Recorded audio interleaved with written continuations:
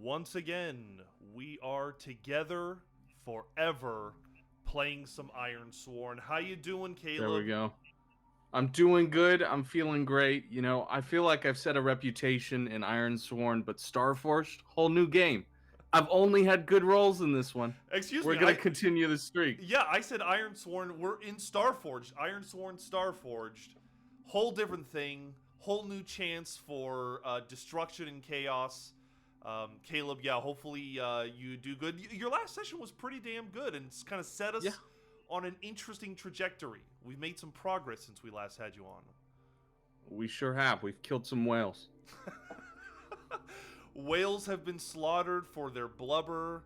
What else happened? I guess I should kind of recap it a little bit. First of all, thanks to Zakia, we have a vampire pirate who has fallen in love with us. But that doesn't mean the rest of his vampire bros don't want our blood, and they're kind of after us. We haven't really come across them in a little while. But then we also finally reached the Stargate. And at this Stargate, Aaron did a great job of describing it in a very mathematical sense of what it might look like. But we basically decided there was like two doors or a door that you would have to have open in order for a ship to go through. And we decided, for the practicality of it being a challenge, that the door was closed. So we went into this Stargate to try to figure it out. And it was alien. I think we decided that these Stargates are not man-made. They've kind of just been Love around. that. Which makes sense that we now have those star maps because they tell us where these Stargates are, right? Yeah. So we go in and we discover that the issue isn't within the ship itself. The bigger issue is that there is a ship of some kind lodged in the door. So we Incredible. can't get anywhere until we get that ship out. I think that's where we last left it with Aaron. So I'm going to kind of leave it to you to decide how we tackle this obstacle. Do we try to force the doors open? Do we go out in our own kind of like spacesuit and try to figure out how to get the ship dislodged? What do you think is the best Yeah. approach? So I love that this is our issue, is that we've just parked we're basically in a traffic issue. It's Now, like we're on the 6. no, let me be clear. It's not our ship. It's some other ship that has just Right. wedged itself in the door. That has just parked itself in the door. Yeah. So I think, in my mind, Nakata is a really talented pilot, and I also think they know a lot about ships in general. So I think in their mind, there is a very particular way of, like, I don't know, AAA towing vehicles out here in space, but it's a very intricate, almost like docking process, where the two ships have to communicate and then physically connect. And so I'm thinking, like, we get some like Firefly flavor in here, where there's these big rigging pipes, almost these big hooks that will have to be drug, whatever that verb is. Yeah, whatever the correct past participle of it is. Yes, yeah. Hook go to ship.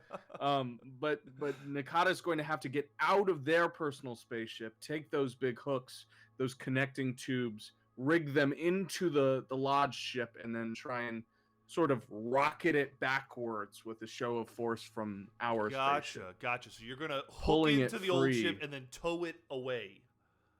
Yep. Essentially. All right.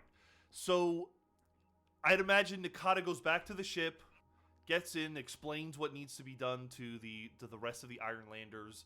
I don't know if they have a ton of experience doing this, but I'm sure KB kind of walks them through their artificial intelligence of what to do.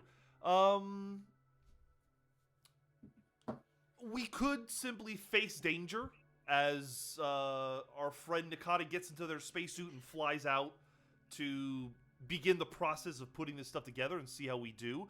Or if you want to try to secure an advantage of some kind, however you want to approach this. I think let's just straight up face danger. I'm not sure how we could acquire an advantage on towing, but I think we should go straight into playing AAA. Let's play it the way we understand it. We're gonna face danger. So let me find. All right, are we doing this with edge, heart, iron shadow, or wits? Um, I think it's wits because it is all about positioning and sort of the angle at which we're going to tackle pulling that thing free. Once the hitches are installed, it's all about how you pilot it back. So I think we're using our brain here. All right, so you're going to roll plus wits, and hopefully you do well. Let's see what you Which do.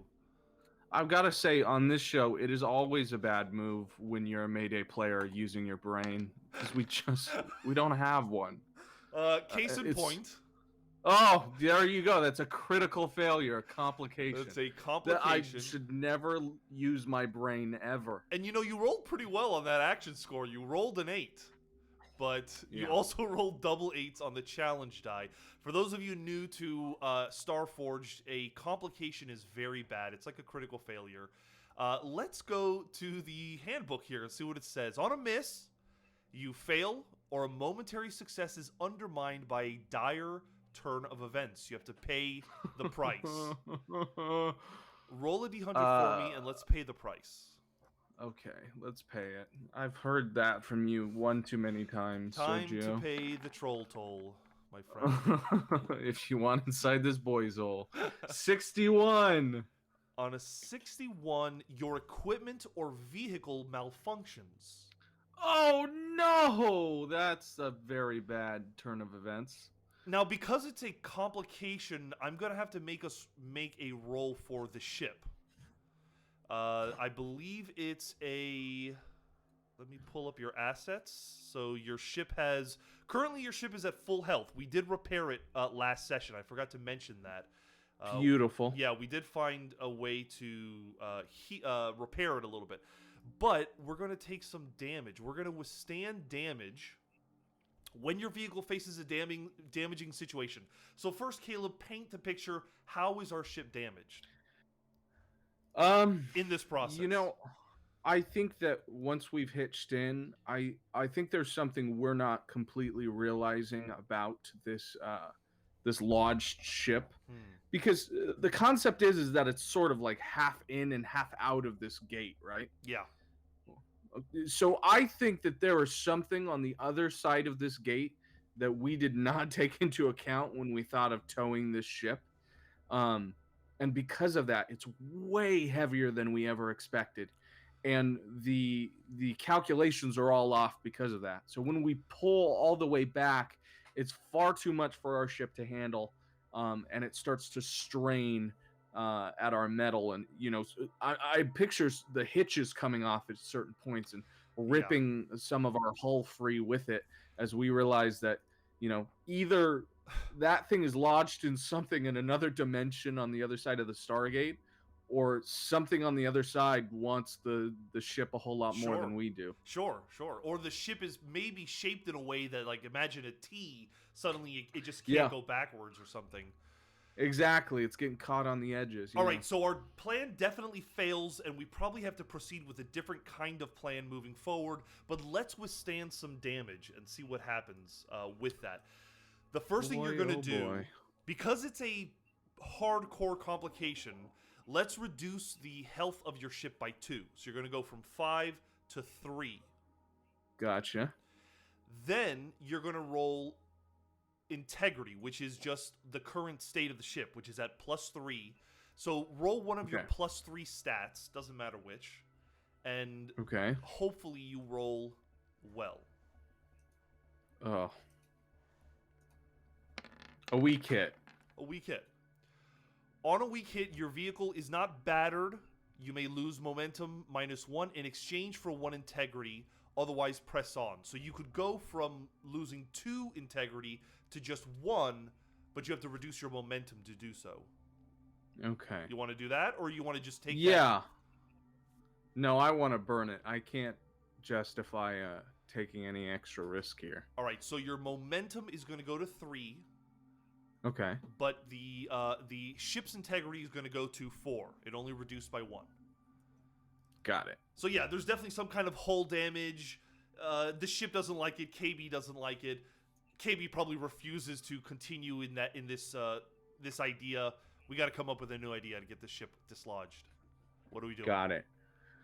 I think that Nakata takes it into their own hands as they commonly do, as we did the last time I was in charge of Nakata.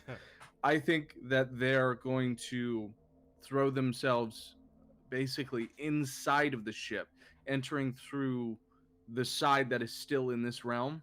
Whatever access hatch we can find. I imagine it's not the actual entrance into the ship or anything you're supposed to do, but it's sort of the back channels. And I think that they're going to try and get the ship moving from the inside, even if that means going through the gate halfway through it to make it happen. Interesting. Okay. Okay, so here... All right, so we need to get into the ship. I guess undertaking an expedition is just kind of part of the process of getting into the ship. We're going to get in one way or another. So maybe we undertake an expedition when you trailblaze a route through perilous space or through a terrain or through a site. So let's decide, are we rolling with edge, shadow, or wits? Well, I'd like edge. I think if we're doing edge, we're moving with speed. So we're just trying to get in there quickly. Yeah. I think that, they're aware of the situation and they want to be done with whatever interdimensional bullshit they're about to pull off as fast as possible. Gotcha. All right, so I do want to show you on Nakata's character sheet, one of the lowest vows currently is open the doors of the Stargate. We have 246 progress on that. So cool. Getting into this ship shouldn't be a long ordeal. We're very close to the end. We did fail once, so I'm going to put one check mark towards the vampirates catching up with us. But actually, I'll put 2 check marks just because it's a dangerous quest. Okay. We are going to undertake the expedition of going inside. You're going to roll with edge. Tell me how you do. All right, here we go. Oh, a strong hit. Finally, your luck is looking better, right? Yeah, that complication had to be because I mentioned it. Like, I just need to stop having any sort of confidence in myself. That's the secret. Yeah.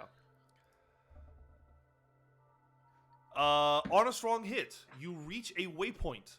Envision the location and mark progress per the rank of your expedition. So, we are going to mark progress on the trying to, kind of get this ship, get the doors open of the Stargate, which means we have 8 out of 10. And rockin'.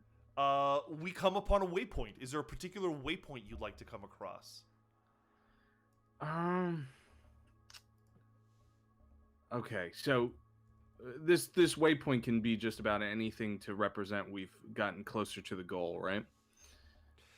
Yes, I mean, this waypoint could, if we wanted to, be the helm of the ship, be the the navigation systems. Yeah, I think that I was picturing this moment, and hopefully you can follow me here, and you think this works as well. I'm thinking in the middle of because the doors are sort of half open. This ship is lodged in the center, half in and out of our space. I think that would mean that in the middle of the ship, as Nakata gets inside and makes their way towards the helm, in the middle of the ship is sort of like an interdimensional slurry.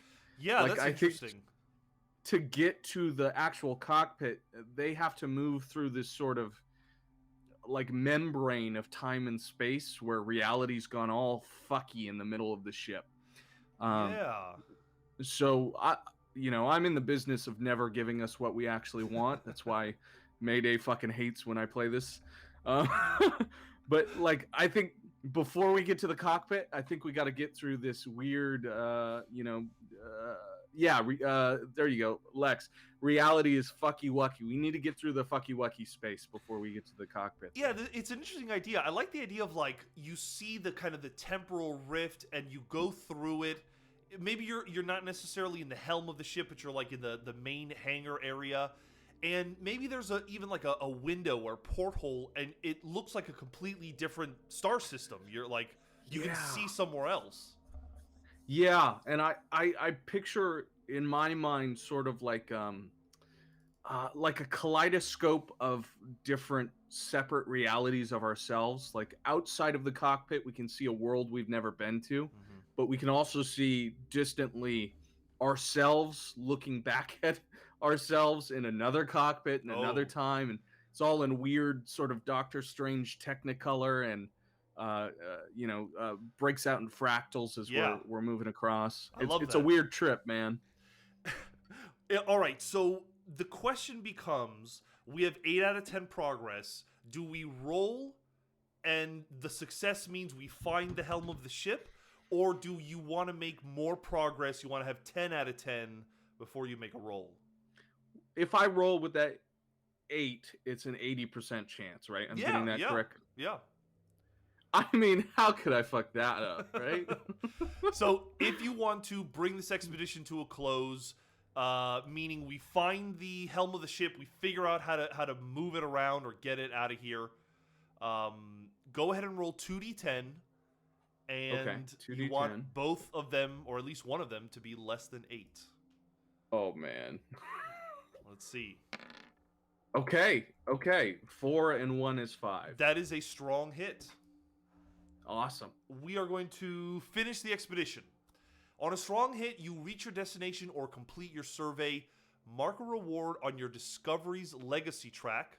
This was dangerous, so I'm going to, real quick, go to Progress, go to our Legacies, and do another check mark, which actually means more experience. So we have 6 experience now, which we should definitely spend at some point. But the point is that any allies who share this expedition also market the reward. All right, explain to me how we successfully get this ship out of the way and clear the Stargate on a very So strong hit. I think that weird interdimensional slurry is probably what took this crew or whatever happened to this ship. That is definitely what took them. And so as Nakata manages to take control and move themselves through, and they're fighting the different visions of other worlds and realities, they come through on the other side in a completely different place, but at the helm, in control, and the Mhm. ship is thankfully against all odds okay on this side. Um, and I think that they put it immediately into gear. They pull up the landing gears or whatever it is, the emergency brake. That in my mind, it's like my Volkswagen. Just pop the emergency brake, and now you move the fucking thing. Um, and now they're gonna pull back through the portal and out to the other side where our tribe is. All right. Um, and I think that there's sort of this picture of as it comes through the dimensional rift back through the Stargate, that lodged ship becomes entirely broken. Like on the other side, it's a wreck. In our version of the Stargate, where we found it's a derelict ship, and on the other side, it's operable enough that you can pilot it. Interesting. And that could be a reason for how it gets stuck in the center of the Stargate. Gotcha. We pull backwards. The ship, half of it looks like it's brand new, half of it looks like it's completely, eroded and falling apart. But sure enough, you're able to dislodge it. On a strong hit, that gate opens, and we now know that we can go through. So I would assume that Nakata abandons this ship and jumps back onto our ship, right? Oh hell yeah, dude! We're not going into uncharted territory without our baby. Okay, we're getting back on our ship. Getting back on our clunker with KB and the other Iron Landers. All Yep. right. So I imagine there's probably some rules to these stargates. We have star maps that Yeah. infer that there are multiple stargates. We had discussed going to a stargate or traveling through the stargate towards the closer rim of the forge, getting closer to the population of the forge, moving away from this like outskirts, the void that we're in. Or we could go Mhm. to another sector of the void. What do you want to Okay. do? Well, okay, so if we go to a different part of the forge that's not creating a new sector, that is inhabiting the same sector, basically, right? No, no, no, no. If we basically, I'm giving you the option of staying in the same ring, the same sector. You know what I mean? Like, Oh, imagine the forge is, there's like a black hole in the center, and then everything yeah. expands circularly, right? So Hmm. we're in the farthest edges in the void. We could either move closer to the center, or we could continue exploring the void. Hell no, dude. I hate the void. All my homies hate the void. We're gonna go find some people. All right. Uh, I would love to see any ring where someone is alive and not a fucking vampire. Exactly. I think that's a very good point. We want to get away from these vampires. We're going to go through the Stargate. I think that we should undertake an expedition, make it only troublesome. We're just going from point A to B in this wormhole, but Hmm. this journey is going to undertake. It's going to represent the amount of time that we spend in the wormhole traveling, right? Yeah, Maybe it'll give us some time to sojourn. Right now, Nakata's a little beat up, spirit wise and health wise, and very true. if we do run into any problems, it would be ship wise, right? It would be like a ship problem. It wouldn't be necessarily, we're going through hyperspace, so like it would just be a more internal issue, right? Yeah, yeah. Okay, so we're going to, let's see. First of all, we need to make some progress on the extreme goal of finding a new home for the tribe. We've hit 2 progress out of 10 for that, so we're slowly making some progress. Damn straight. We can clear this whole thing with reaching the Stargate. We've done that. We can clear opening the door. And now we need to undertake a journey. So, first, let's decide how troublesome it is. We're just going to mark it troublesome. We're going to say survive the jump, right? Survive the jump. Uh, Works for me. let's also find out where in the forge we are going. Let's find the lore side of all of this. Starting sector, let's see, 104. We're going to build a sector in a second, but I wanted to see... Zoom in. Oracles. Choose your truths. Starships, planets.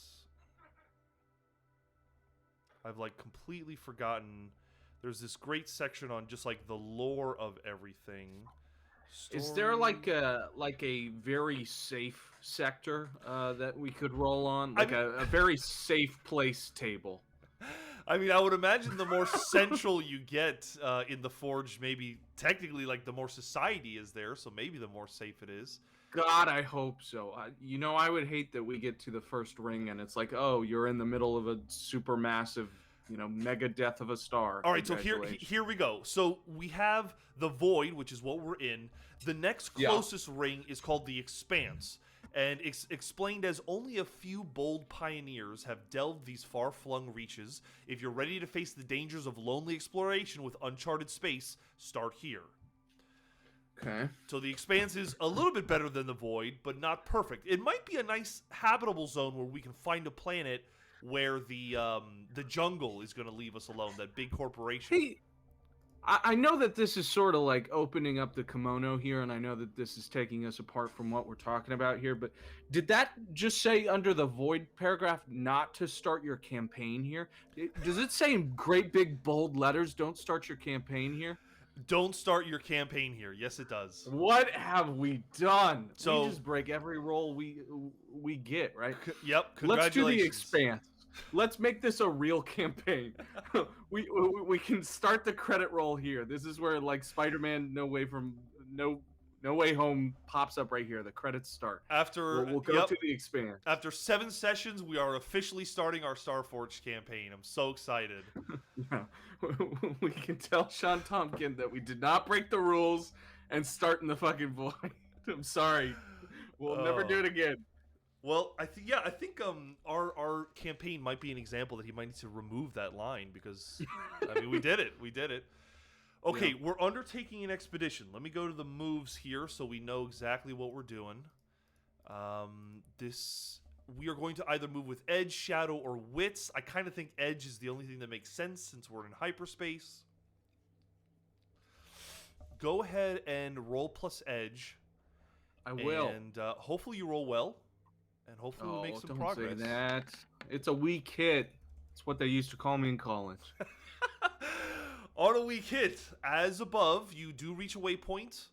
You do mark progress, but this progress costs you. So, first, let's mark progress. We're going to go up by 3. So we have 3 out of 10. And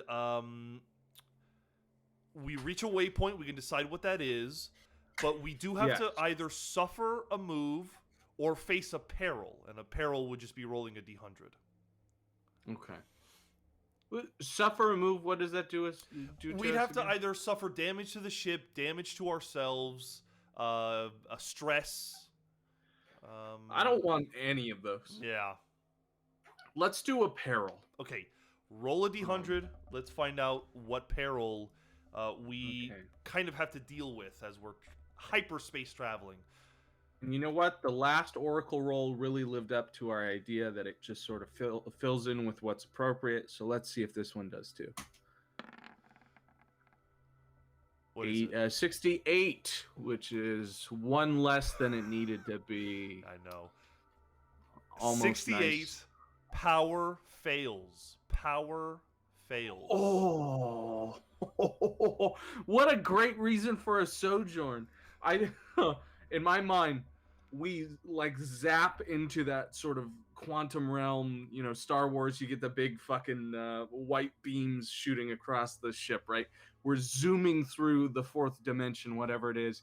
And as soon as we get in, the lights die immediately. And we're drifting through like the halfway point between dimensions, between travel, between the rings. Now here's where I'm going to push back a little bit. This was a weak hit, so it wasn't a total failure.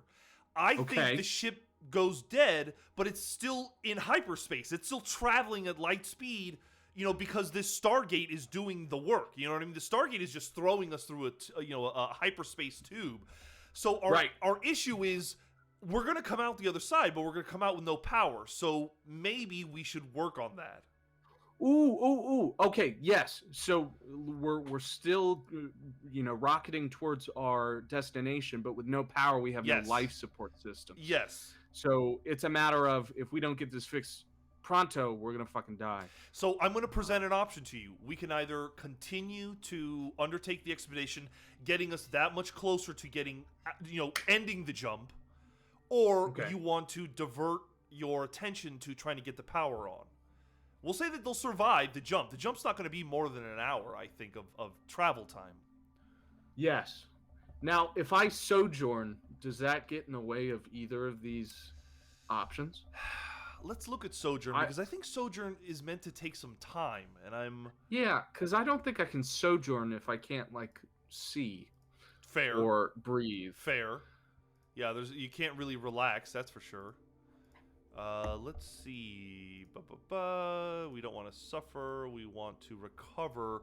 When you spend time recovering within a community, so it's about recovering in the community, you could attempt to heal, which is just like getting medical care. That I could say you could do in an hour. You could try to hearten yourself by socializing or being intimate with somebody.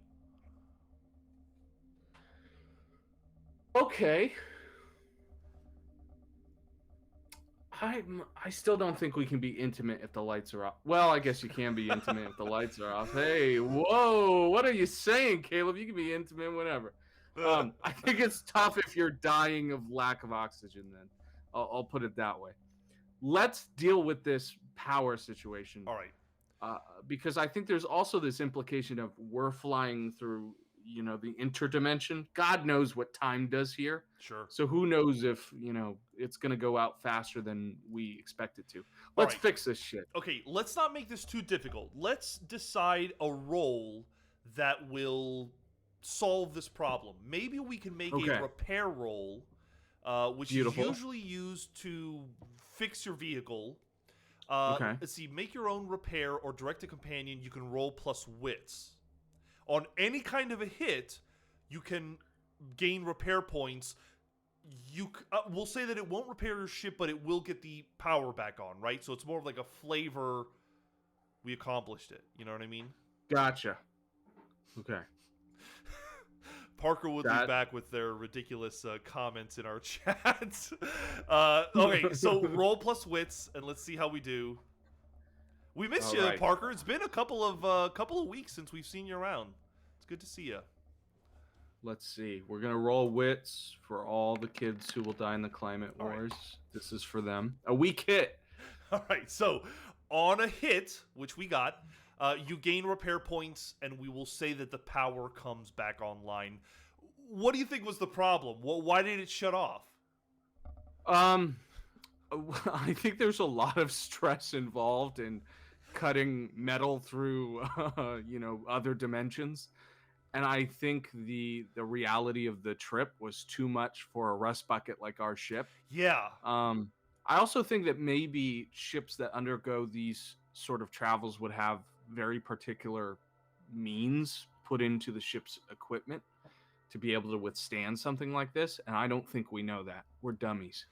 So I think that's part of it too, and I think it's just the shock, the initial push into the other dimension is what basically breaks our engine, and we start to flood. Yeah, and, I think we just have we're stalling. we have a really old, beat up ship. I mean, when we found it, it was like an archaeological relic. You know what I mean? So Yeah, it's the space wagon for all sure. right, power It comes it back needs some online. help. Power comes back online. Shall we continue undertaking a journey?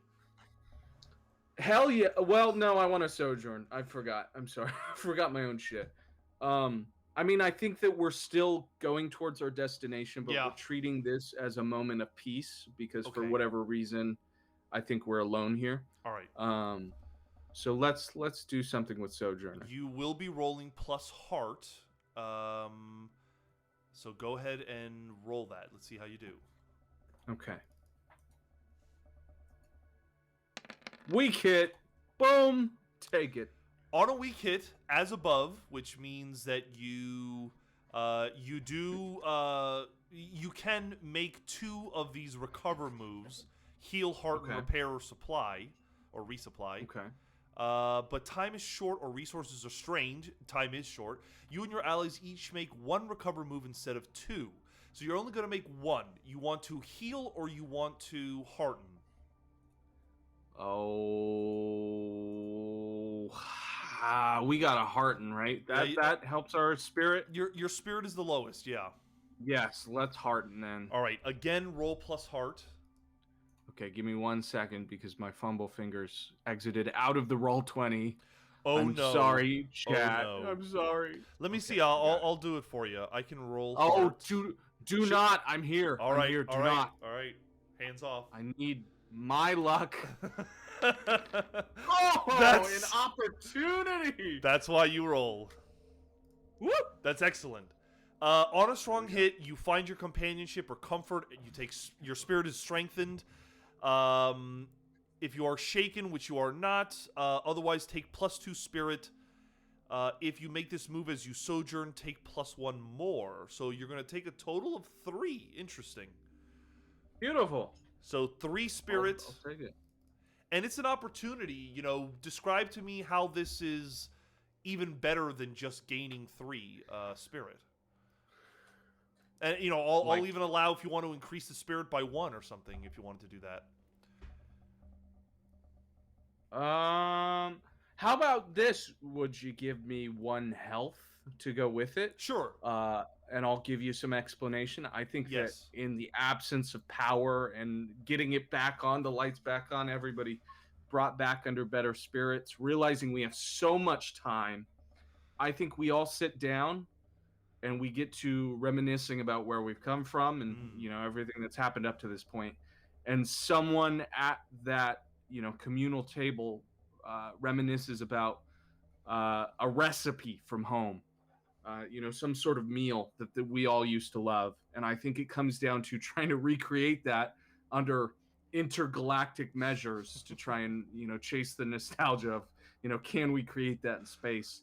And so the entire crew gets together to cook that old meal of the tribe, and it's nowhere near the way it's supposed to be, but it reminds them of home, and that, meal using video game logic gives us some health and then I brings like us that. back to heart. Totally works. I like the moment. I like the scene. I like keeping it with the tribe. All right. Beautiful. Now, shall we undertake an expedition? Yes. Okay. Yeah, let's undertake that thing. We've got 3 out of 10. We're very close. We just need a couple of good rolls to get out of this thing. Go ahead and roll. I believe it's edge because that is the stat we want to use. I'll take it. A weak hit. Get me out of here. All right. We will mark progress if I remember correctly. So that's 6 out of 10 now. However, I don't think it's the best when you roll a weak hit. So you're either going to make a suffer move or you're going to face another peril. Dude, I'm all about these perils, man. The perils are fun. The perils are a lot of fun. Let me pull them up. They are on page 142. I'm going to have this book memorized by the time we're done with this. Roll a d100 and tell me what you get. Okay, let's do it. Rolling on the edge. Hey, Finally, nice. you got your number. 69. Funny enough, 69. The power fails. Oh my god, man. How can we interpret this in a different way? Does it have to be the power turning out again? I mean, God, I don't know what it would be other than that. I think it's hilarious that they're, trying to cook this recipe. And then I guess it kills the fucking power again. I mean, it's got to work because your health went up. So, like, you ate the meal. Yeah. This is just, a few Let's minutes roll later. again. Fuck this one. No. Roll it again. Yeah, I'm I calling like veto. that attitude. I like that attitude. Roll another one. Recall. Just like a good Californian. Let's go. That was not serious, by the way. 19. 19. Oh, no. Okay. A familiar foe appears or sends an ominous message. A familiar foe appears or sends an ominous message. Maybe those space vampirates say that we're tracking you. Yeah, I think that the use of a Stargate leaves a lot more presence than we were originally aware of. I don't know what that is, whether it's like energy fields that can be tracked or something the Stargate gets sent out in the surrounding area or whatever it is. But I believe the vampirates, the Dracul, definitely catch on to that. Eli in the chat had a good suggestion of maybe it's the jungle finally registering that there is a ship using what was supposed to be a closed gate. Ooh, I like that. Oh, I like that a lot. All right. Yes. No, I don't think nothing terribly bad happens because it was a weak hit. But would we be aware? Would the Ironlanders be aware that they know we know, that kind of thing? I think for now, no. I think that should be a little bit of dramatic irony to come up later. We know we got to make that thread happen, but I don't think our characters know. Okay, I do think we currently have 0 progress on the menace track for the jungle stopping the Ironlanders from escaping. I'm just going to put 1 because it's been a long, long time, and I think this is a clear sign that they're aware of us. What a coward you are, Sergio. Where's the Doom to Repeat Sergio that I know and love? Because this whole one menace I'm trying to reform, man. I'm trying to reform because man. Doom to Repeat Arc 2 wrecked me, and I just... Yeah, that's fair. If anything will make you go to rehab, it's season 2. I need to relook at my priorities as a DM because it was rough. I miss the days that you and I used to get strung out in a hotel room That smooth trauma syringe, baby. And you know what? If we got to become better people, that's okay. Yeah, yeah. Okay, all right. Back to Eli is bringing us back to the stars and chill. No bringing up the trauma of Doom to Repeat. Okay, so what did we last decide? Oh yeah, we the jungle is aware of us, but we can Yeah, the plants know. we can undertake the expedition though. We can continue rolling edge. Yeah, let's get another weak hit. We can just stack on the enemy. Let's stack them on. All of them are coming for us. All right. 1d100. No, you're gonna roll. Edge. I'm already assuming I failed. Oh, weak hit. Okay, there you go. We now have 9 out of 10. We are going to roll peril. Roll a d100. Yeah, because I'm not sacrificing these rolls. We're too low as it is. Yeah, I don't want to suffer. Yeah. 37. I don't know what that boy's does. 37. Isolation or fear presses in. Ooh, God, I love that. Isolation or fear presses in. It makes so much sense, doesn't it? The Ironlanders have never been in hyperspace. They don't know what's like happening, you know? Yeah, and I think as they get this far away, maybe the whole time that they've been doing this journey behind themselves, there's been that Stargate, that, big fissure in the sky that signals that you can go back. I think that as they've gotten this far away, that gate has closed or gotten so far from the horizon that it can't be seen. Sure. And immediately, I think everyone in the crew is suddenly become very aware that there's no going back, there's no going home, and you can sit here and you can recreate as many recipes as you can. There's no doubting where you actually are. I think that becomes the prevailing concern of the Ironlanders. But, we're on a mission to bring everybody to a new planet at some point. So, Very true. I think the doubt creeps in, but the truth is that there is a way back. Maybe just not as easy as we think. It's certainly going to still be a long journey, right? Absolutely. We have 9 out of 10 progress. How about we bring this jump to a close? Why don't you roll 2d10, and we can finish this expedition. Sounds good to me. 5 and a 3 makes 8. 5 and a 3 are both under the 9, so that is a strong hit to finish your expedition. Awesome.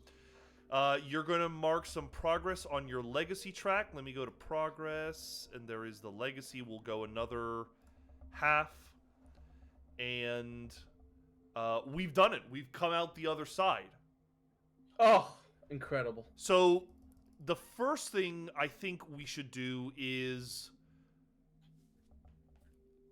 we can't really set a scene before we understand where we're at. And yeah, we got no idea. I think we're going to go ahead and spend some time creating a new sector. I'm going to duplicate our old sector, and I'm going to move us to this new sector, and then I'm going to wipe the slate clean and delete all this good stuff. So we now have a nice blank new sector. We are in the Expanse. Maybe we should learn a little bit about the Expanse. Let me find... Let's do it. The information here. So, not Oracle. We want... Whoops, too far.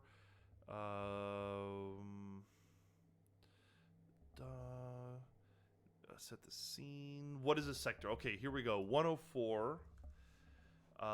We are going to build a new sector.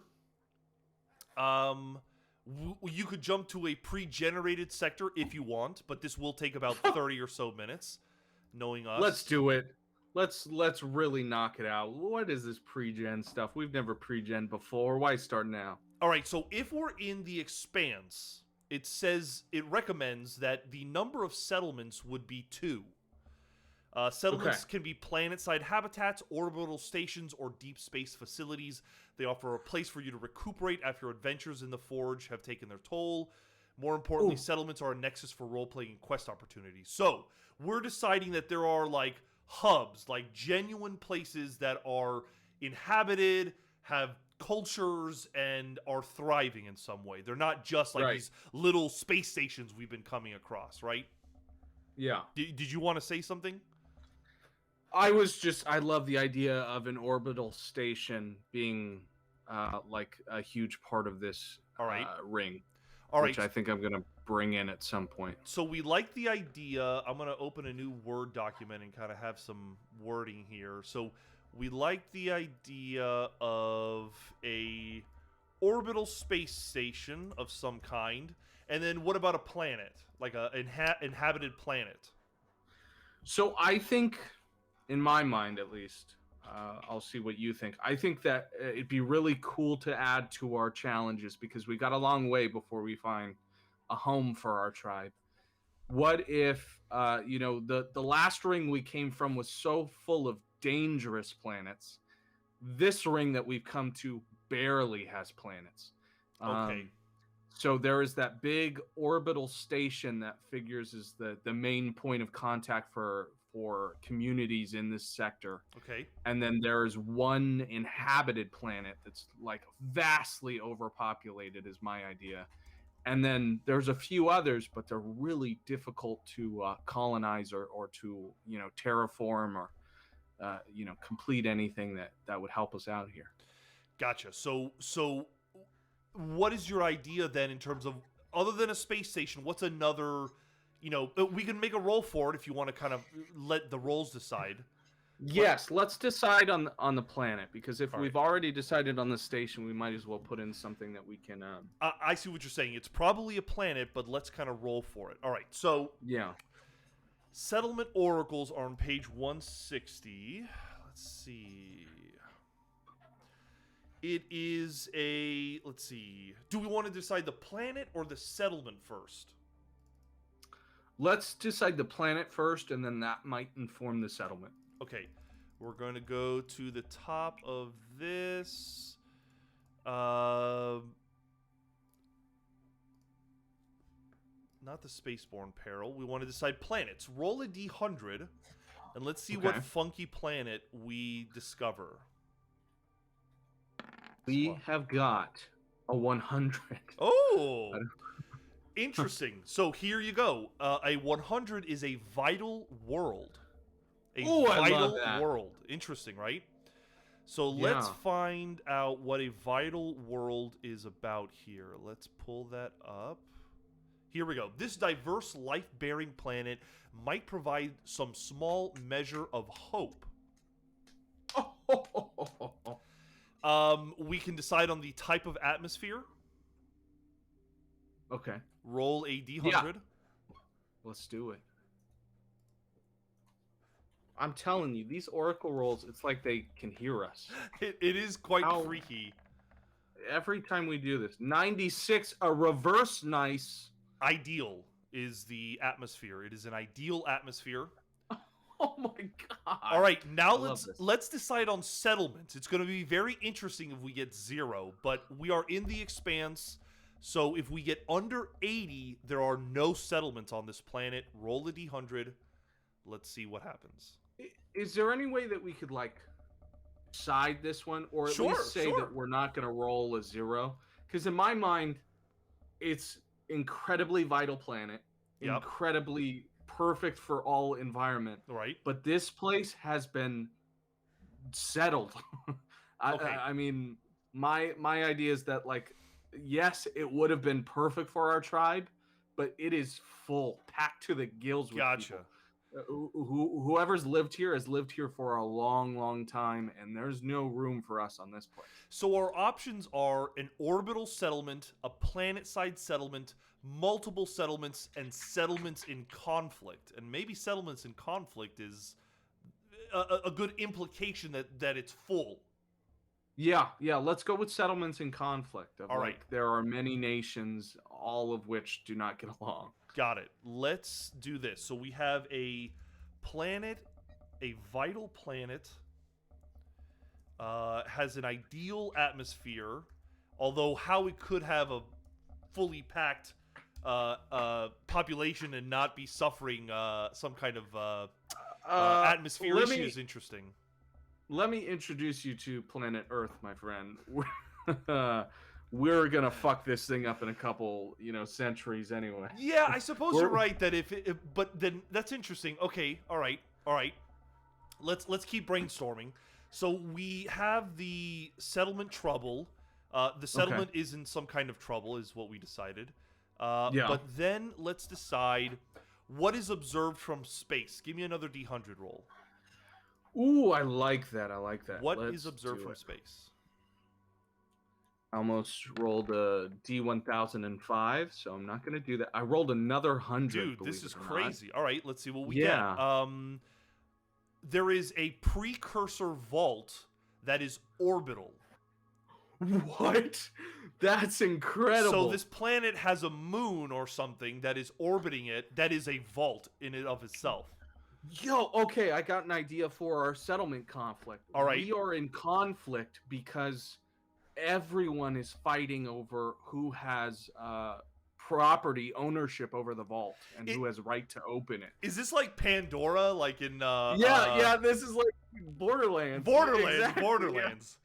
All right, so except it's just like instead of it being an inhospitable desert planet, it's actually a quite It's an hospitable incredible place where everyone is fighting over who gets to be the trillionaire first. Okay, so everyone is trying to break into the vault or like do some like maybe I think it's ownership because I think it'd be interesting if the person who claims they have power now refuses to open the goddamn thing, either because they religiously, worship it and think that inside are secrets no person was meant to know, or, for whatever reason, the person who claims to know it now, to own it now, refuses to open the thing.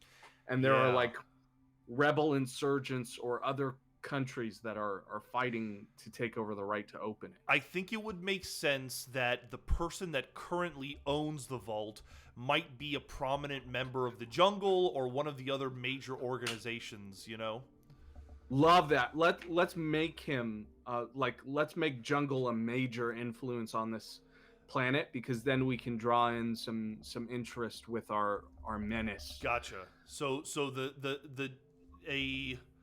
we'll say prominent member of the jungle currently owns the vault. Is there a legitimate way that you can pass the vault on? Is it one of those things that he could pass it on to his heir, or the heir could sell it to someone else? Like there are ways of transferring power?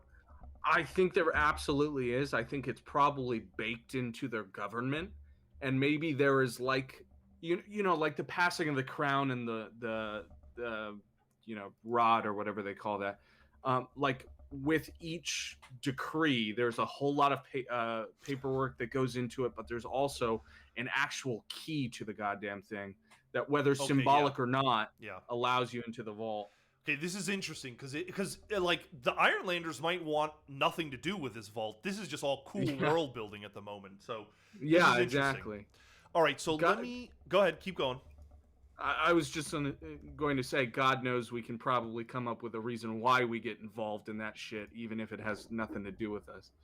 Yeah, exactly. Who knows? Maybe there's a reason. I'm gonna put a big old Earth in the middle of our map, symbolizing this is that planet, and maybe I can find a metal moon or some kind of weird icon for it. But either way, go ahead. You know what would be really interesting? I don't know if this is going to run into each other, but we said we have two settlements, right? One is the orbital station and one is the planet. What if we made the vault that orbits the planet into that orbital station? And so, like, the two communities are connected, but the orbital station is a totally different place to live that is built onto the vault that orbits this planet. I see. What do you think? I think that's a cool idea.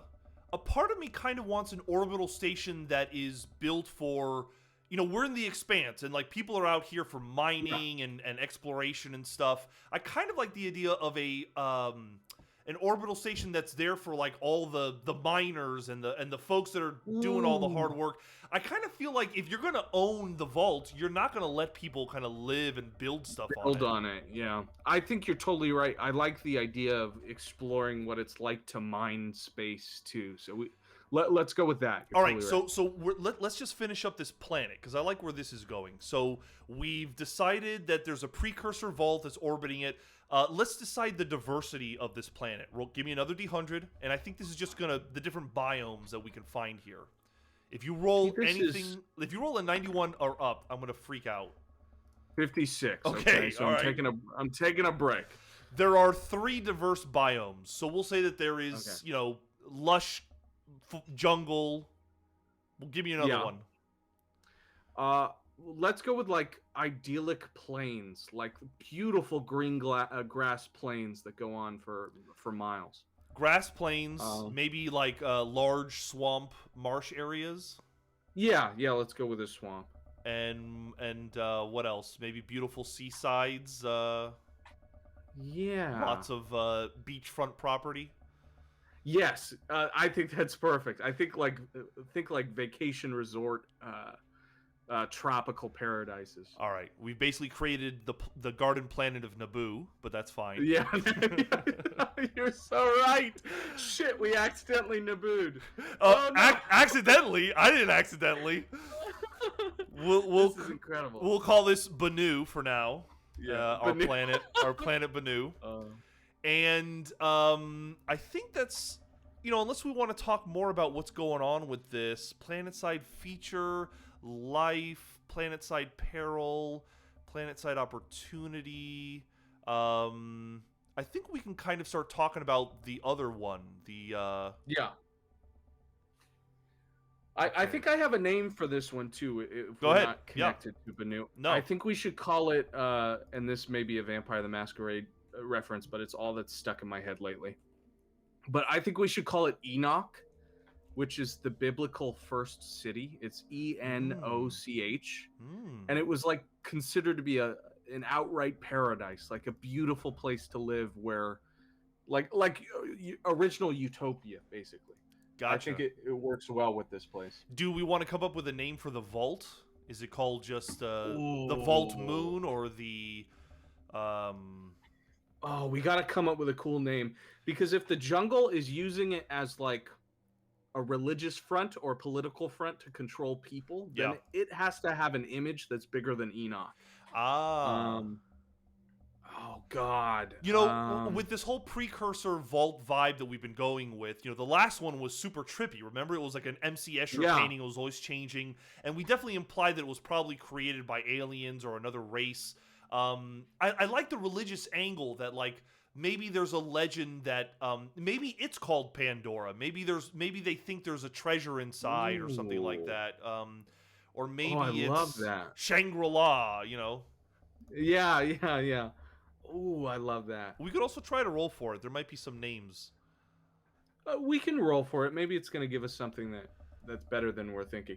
I also like giving it an ominous one-word name, like the Relic or something like that, which I know is pretty close to the Vault already, but I'm brainstorming more than anything. Let's roll. The Relic's good. Let's see. Starships, characters, Vault, precursor vaults. All right, let's see. Maybe rolling to define the vault will help us better understand. I love that idea. You're so right. All right, first, what is the shape of it? Roll a D100. All right. We might not be a 9. Interesting. Practical or functional? So I suppose a globe makes sense. Yeah. Practical or functional? We could do like a big cube. A change cube? up our shapes. Or a big old pyramid. I like the idea of this big, like, Illuminati pyramid in the sky. What would make it practical? I guess it would make it practical if it was big enough, if it was like moon size, so it actually did promote tides and seasons. Ooh. You know what I mean? Yeah. You know what I would love too is, okay, obviously this planet has a sun, right? Yeah. Maybe the sun in this area is much more powerful than ours in in real life in Okay. Earth, and so maybe whatever this vault is provides shade for the planet. Like he's always in perfect orbit for casting shadow enough to block out the incredible sun in the sky. I mean, they still get sunshine, but they get the appropriate amount because it's filtered through this like eclipsing relic over the sky. So is the relic like a lens? Is it like a Ooh, piece of diffusion, or does it cut out the light? Is that what you're saying? Surge! I wasn't thinking that, but I think that's incredible. Yeah, I was thinking like shade, but lens makes so much more sense. I mean, I guess it's like not a lens because then we'd burn like ants, right? But like No, no, it's like a it filter. yes, a filter. It's like a deflecting filter Interesting. for the planet. It immediately makes me think, okay, these precursors built this vault to help this planet kind of breed life. Yeah. It's a habitable planet because of the relic or because of this item. Yes. Oh, and it gives so much credence to what we put together with, people using this relic as a reason for why they should have Ah. power. Because then, anytime the jungle is challenged, they can say, "Well, you can't go there. They're the only reason this planet is, alive is because of the relic or whatever, the vault." So we'll say that the relic is a precursor vault that is self-sustaining. Like it doesn't need anybody to operate, and it Yeah. perfectly orbits the planet enough to give it a I guess it I guess it wouldn't really be a moon, but it would always cover the sun. So like if you were to look up at the sun would be heavily tinted by this thing. Yeah. It's almost like shades, like sunglasses around So our so it doesn't atmosphere. really rotate. It doesn't rotate the planet. It always is kind of like Oh, geosynchronously, right? linked. Yeah, Yeah, yeah. I love that idea of like it is the ominous shape in the sky that never changes position. I think that's rocking. So it keeps the sun's intense rays from cooking the planet, and has clearly helped develop life on the planet. The whole planet itself is kind of part of the vault in a way. And maybe that's something people haven't realized, that there's a connection between the vault and the planet. They're connected in some way. Yeah, It's being kept alive for a reason or something like that. exactly. All right, so we decided the shape. We don't really need to decide the material. I mean, it's obviously like metallic or something like that. Yeah. I sort of like crystalline or glass like because then that fits with our narrative of the filter, the shade. All right, so are we saying that it's predominantly crystalline or glass-like? Like even Yeah, the I like the idea of it being like pearlescent or okay. opalescent, where or translucent in that pearlescence as well, of like the shining, almost shaded diamond in the sky. Crystalline glass-like. Let's then decide the outer first look. We I haven't. just want to Yeah. say that like playing this game with you is always so great because it gives me an opportunity to come here and just spout off whatever acid trip is stuck in my head, Well, and then I love to hear that. I mean, it's funny how, just rolling a die and looking at a prompt will just suddenly a flood of thoughts will kind of come to you of, oh, it could be this and it could be connected in this way. It's really interesting. it really is, and I love it because it is sort of like an original content brainstorming device. So much of this game of like it is there absolutely to give you what it is, but it also is there to give you ideas of what it could be and Yeah. what you're going to make it into. And the fact that, we set some things up earlier in this and now just seconds later we're like, oh, that's why Yeah. that is. Yeah. Like it's really cool to find out why we set our own bullshit. Like it's great. All right, let's make one final roll for this relic. Roll a d100. Let's see what the outer first look is. Maybe there's something interesting about the outer first look. A 37. 37. energy core or conduit. Energy core or conduit.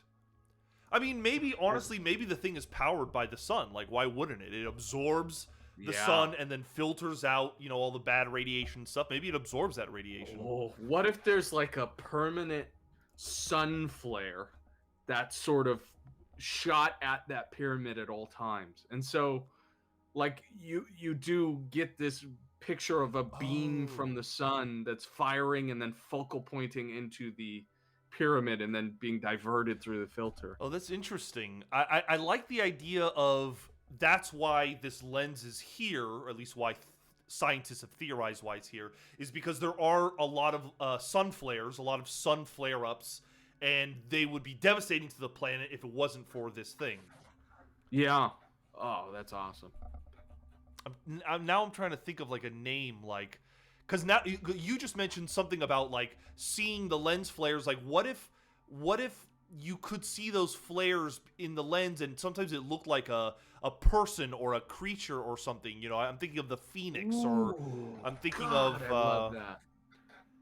Yeah. It becomes symbolic in that way. Like, some image is appearing. Oh, I love that. If you want 51 or greater, it's a person. 51 or less, it's a creature image or something like that. Yeah, let's decide that. All right, roll a d100. Okay, it's a person. It's a person. It's a person. It seems that every few years or months or something, there's a flare. It looks like you want to say something. Yeah, I want you to finish your thought. But, no, I'm done. Go ahead. Okay, I had like a brain blast of like, what if part of the reason why no one has decided to open this damn thing is because they think they're waiting for some profit? Like the person that flares up in this sun flare against the pyramid, what if they're waiting for that person to reveal themselves, and that's why the vault hasn't been opened? Okay. Something, and it couldn't even, like, it doesn't even have to be true necessarily, but what if that runs back to part of the reason why some people don't want to open this thing is, they want to know who this prophet from the skies is, to quote Eli there. Prophet who is destined to open the vault. But people still kind of pass it on and own it, but nobody ever goes into it. Okay, Interesting. All right. I think we've kind of done all that we should do, and I think we just need to define this orbital space station and maybe make a final roll to kind of bring the session to a close. We're very close. Sounds good to me. So the first thing we want to do is we want to talk about the orbital station. Let's go to... Here, let me find 144... All right, we don't want planets. Let's see if we can find a settlement. Settlement names, starships, starship mission. Well, it could be like a big starship. A derelict. It could be a derelict. It could be like a giant meteor that was, I don't know, once inhabited or something. It might be a little bit too much precursor stuff. Yeah. Let's see. I'm trying to find something other than settlement, starship. It might have to be a settlement. Let's go to page 160 and just decide. It's an orbital settlement, and let's roll a d100 to determine the first look of this place. Okay. First look. A 69, nice. All day long, rolling those 69s. It has rustic architecture. Rustic architecture. So this is funny because this goes in line with what I was thinking before I could even voice it. Oh, really? But I was thinking like intergalactic truck stop or rest stop, where like, just like you were saying, this is where all of the miners meet up, and maybe there's even like a mine shaft down to a planet where they're doing a huge amount of the mining. But the actual station is where everyone comes to take their breaks or to rest or to sleep or to live, whatever it is. and it's like space truckers. You know, it's space. You know, Cowboy Bebop space western. So it's rustic in the sense that it's well lived in, and there is probably a lot of like random like creature heads on the wall that people have hunted, and Yeah, leather chairs. It's about as blue collar as you can get in space. Gotcha. That you can get into the expanse. Yeah, Let's roll the authority. Let's decide what the authority is like on this. Roll a d100. 32. Dirty 2. They are tolerant. The authority here is tolerant. That's good. Let's see. I'm gonna make a little. Oh, there's our orbital space station. The authority is tolerant. And what was our last decision? It was a rustic. Yeah, rustic. Rustic truck stop architecture. I even like the idea of maybe it has its own atmosphere, and so like you can build like less traditional things on it. Like you could see like houses built into it. Like maybe like imagine like a disc like like a top. Like when you think of like a spinning top, but there's like buildings and stuff built on it because it kind of has its own gravity and its own orbit and its own atmosphere. Its own like terraformed place of living. I love that to death. It just doesn't at all look like what you would expect a space station to look like. We could decide the initial contact. That would be, we haven't gotten there yet, but maybe we can just decide what their personalities are like. Roll a d100. All right. And we might have to ignore this, but let's just see what we get. A 98. It says derelict. Derelict meaning I'm not sure what. Maybe it's built on a derelict station, but we could also just ignore that. Yeah. If you're not feeling anything about that. I don't know. I think there could be something said about like maybe this used to be a happening place, but now it's sort of a ghost town. There are still people there and there are still miners, but maybe derelict means that the mine has gone dry. Yeah, and maybe that everybody rustic up and left. And the rustic architecture also kind of symbolizes it's just a little rundown. Maybe not derelict literally like it's an ancient ship, but maybe it's just been around a long time and no ship has come out to the expanse to kind of refurbish it or anything, so it's old. Yeah. Think of like a gold rush town that ran out of gold. Yes. Like, yes. We were famous one day, and we've got a museum to it at the end of the hall, but we're not that anymore. We have settlement projects. We did kind of decide that this was a frontier town, a trading town, so we can kind of just decide that if we want to keep with that. So it's a trading outpost, but I'm sure there's lodging and all kinds of stuff. Let's decide a settlement trouble. Roll a d100 and see if this trouble makes it any more interesting to us. Okay. Let's see.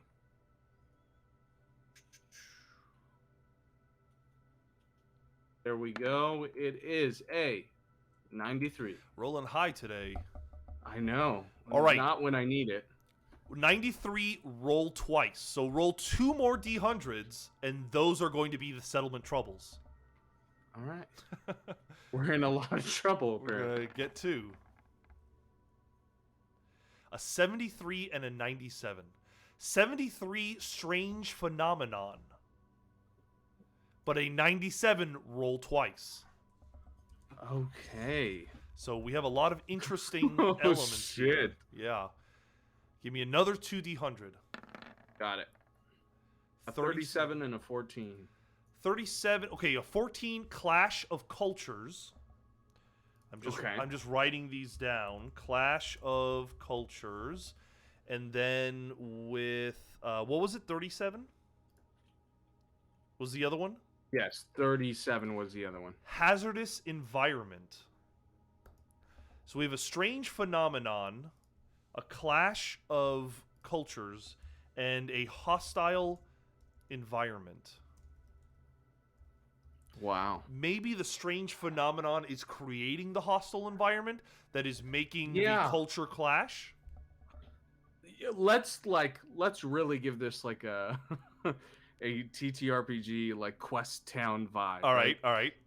So we've already established that the mine ran dry, right? Yeah. Maybe it ran dry because down in the mine shaft of this planet that they've been, taking for years, because this is the big gold rush orbital station Yeah. that's going to make everybody rich. Maybe they broke into something they shouldn't have. And they found a pocket within the core of that world that unleashed something they couldn't stop. Hmm. And so now there's a whole portion of the orbital station that no one goes to. Oh, Like, interesting. no one says, you can't go past floor 60 or whatever because that belongs to the entity or whatever it is. And that clash of cultures is that whatever that is coming after the rest of the orbital station. Absolutely, and it does support the whole derelict aspect that we described of the ship. Like a whole half of it just isn't useful anymore. Yeah. This strange phenomenon, a clash of cultures in a hostile environment. Yeah, obviously the environment is now hostile. Something was unleashed that attacks people or kills people. I'm getting like ghost vibes. I'm getting like Yeah. what was that Final Fantasy movie, The Spirits Within, or something like that? Yeah. Oh, yeah. So Oh, man. maybe the clash of cultures is also like limited resources. What do we do next? There's just a lot of disagreement about what is done. Ooh, so okay, so we had a tolerable like government, right? Yes. Let's just stick with this whole space western that we've set up, right? Maybe there is like a deputized like law enforcement that has become in charge of the orbital station since they lost their mayor or governor or company lead. Whoever was in charge before is gone, and now the only ones left is this community elected official. I see. And that official is getting so much flack from two different parties within the orbital station. One that believes we should go down and kill this thing, and the other that believes that we should, do everything we can to separate ourselves from the station, that we should leave. I see. One side thinks we should survive. Maybe even talks of like leaving the derelict. Exactly. Yeah. Yeah. So there and tolerant is maybe implying that he's trying to keep the peace or trying to just strike a balance. Exactly. He's trying to do what's best for both parties that still keeps the orbital station alive. Okay, so this is interesting. So we come into a sector where there is this planet of Enoch, and there is the orbital station, which we can decide what the name is. But the orbital station is kind of in peril. I would imagine a lot of people are trying to think about what to do. It's probably like the talk of the sector is this issue with the orbital station. Let's decide the name of the orbital station. Do you have a good idea in mind? Whoa, no, I don't. I wish I did. What could we... I think there are roles for this, but let's see... Oh, settlement name. Here we go. Roll a D100. Oh, there we go. Let's do it. We got everything in this book. 99. 99. I don't know what's happening today. Wayland. Weyland. Wayland. Wayland. Okay. Wayland Station. Wayland Station is what we'll call it. Maybe Wayland is the first family that initiated. Maybe it's the Wayland Company or something that started the mine. Do you realize, Caleb, that Wayland is the name of Weyland-Yutani, the alien company? The company in Alien? No. Yeah, their name is Wayland. Oh, I didn't know. Oh my God, that's incredible. Oh. I want to go back on the ghost stuff.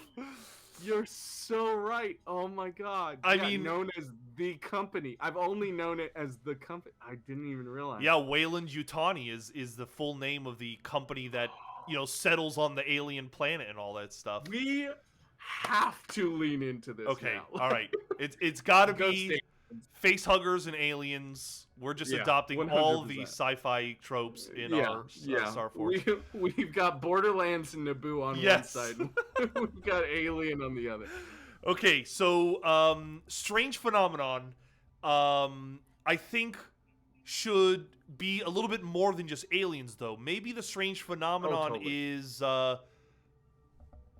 like we can't breathe their atmosphere, or maybe they're invisible, and so the strange phenomenon is like strange, like shifting patterns and stuff. Let's make it like I know I'm just stealing more material, but what is a DM unless he's stealing something, right? Yeah. Um, they're stealing something. We should do it like it's the thing. Oh. Whatever these things are, they can take people. They can become. They're like parasites. They can infest people in the station. Maybe the strange phenomenon is that people are disappearing but then reappearing, or Yeah, and oh, they're not the same. they're imposters in changed. some way. Yeah. Strange phenomena is people are disappearing and becoming pod people, or mimics of themselves. Yeah. Maybe it's like it's not even a good mimic. Um like I like the idea of it's sort of like skinwalker folklore or like body changer idea of like the the doppelgangers think that they have a strong grasp on what humanity is, but it's this warped perception.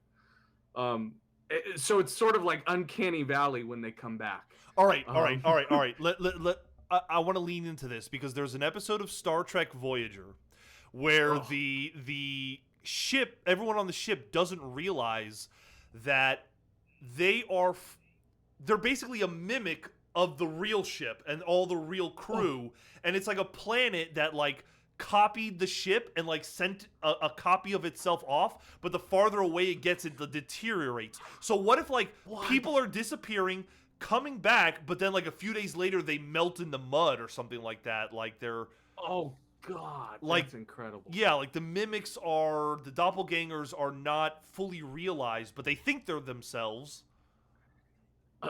This is maybe getting too convoluted, but I love this idea of like, okay, so they do deteriorate and they fall apart, but they're also sort of like naturally dangerous, very dangerous to be around in terms of personality. Maybe as When they they come deteriorate, they go crazy or something. exactly right, and I think that maybe it's a part of the community that it has become normal that if someone comes back and they're not themselves, that you're not supposed to draw attention to it.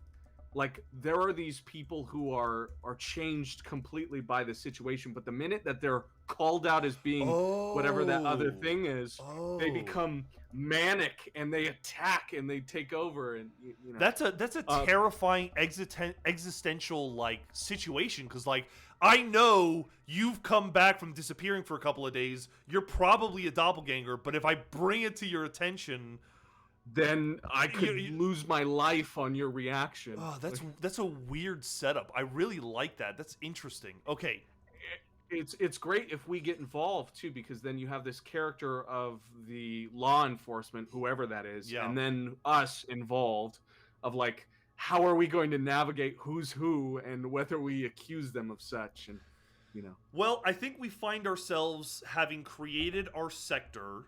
We have to think about the fact that the Stargate is one of these elements of this sector. Probably a Stargate that has not been used in a very long time. And so it's pretty unusual that it opens up and a ship comes out of it. Let's Yeah. say that the ship comes out and maybe we do a scan of the sector, or maybe not, but the point is that we could go to either of these places, or we could Hmm. explore other elements of the expanse. We'll figure that Right. out next session, Yeah. but I think we have a very interesting sector to play with. Yeah, I'm really excited for whatever the rest of our crew does with it. Yeah, we still need to find a new home. Whether we find it in this sector is up for grabs. The other thing is we have to find the other Stargate if we aren't happy with this sector. You know what I mean? So Very true. there's lots more to do. Well, I think that was an incredible session of world building and playing. Thank you, Caleb. Of course. Thank you for having me. Guys, thank you for watching us. I hope you guys have enjoyed seeing the way StarForged works and all the fun, creative stuff you can do with the engine. If you like StarForged, definitely check out the Kickstarter, which I think you can still buy into. Check out Ironsworn. They are amazing. I believe, let's see, ironswornrpg.com is where you want to go if you want to buy a copy of this. Thank you to Sirenscape and Tabletop Audio, who has been doing or allowing us to use our audio or our music for all of this. Caleb, what do we have coming up that we should mention? Oh man, I mean the most notable thing and the thing I'm most excited about is our Orpheus stream. Yeah. It's going to be coming up in September with Vince from Black Project Gaming. He's We're gonna going to be- be playing. He's going to be he's DMing. going to be DMing for us, which is incredible to think. I mean, I know we've played a game with him before, and that was one of my favorite sort of alternative projects we've done. But I'm really excited to see him behind this project because he's going to be doing World of Darkness's Orpheus, which is a lesser known version of the World of Darkness sort of Wraith environment. And it's a self-contained adventure, which is going to take over, basically, I think it's a couple source books that we're going to go through in session for about a year that we'll be playing this. And it will be the first time that anyone's attempted to do all of it on stream for people to watch. And I'm really excited to go through that. There's going to be 7 players as well. That's going to be interesting. Yeah. It's going to be wild. Very important as well is this Friday, Eli is running a new Ashoka one-shot. I'm very excited for that. I'm very excited to see what lore we learn about Ashoka in this one-shot. I'm really, really excited. They let me play a elf in Ashoka for the first time. So nice. Yeah, we'll get to see those big old cheeks clapping. So we have you, we have Zakia, and we have some folks from Cast Die podcast. Absolutely. We also have Lex, our resident Thembo from Twitter, coming through, and so we're gonna have that beautiful Mayday Cast Die and Titanomachy. I hope I said that correct. I think you are. I think you're saying it right. But we're gonna have that great conglomeration. I mean, the best people ever. I mean, Lex is a saint, so I think it's gonna be a lot of fun. I can't wait to watch it. Folks, if you enjoy what we do, remember we do have a Patreon, or you can subscribe to us on Twitch. Either one would be a lovely way of supporting us. Guys, thank you again. Thank you, Caleb, for another great session. Of course. I always forget this until the very last roll. Roll a d6 and let's see who comes next. We'll say one is, we'll just go alphabetical. Aaron, Allegra, Amanda, and then there's you and Eli and Zakia. Okay. 4. So who did I say? 1, 2, 3. I think it was Eli. I think Eli is who I said because it was Aaron, Allegra, Amanda, Eli. Eli is going to knock this out of the sky. I cannot wait to see where they go and what they do. So. Absolutely. All right, guys, we will see you next time. Bye. All right. Bye.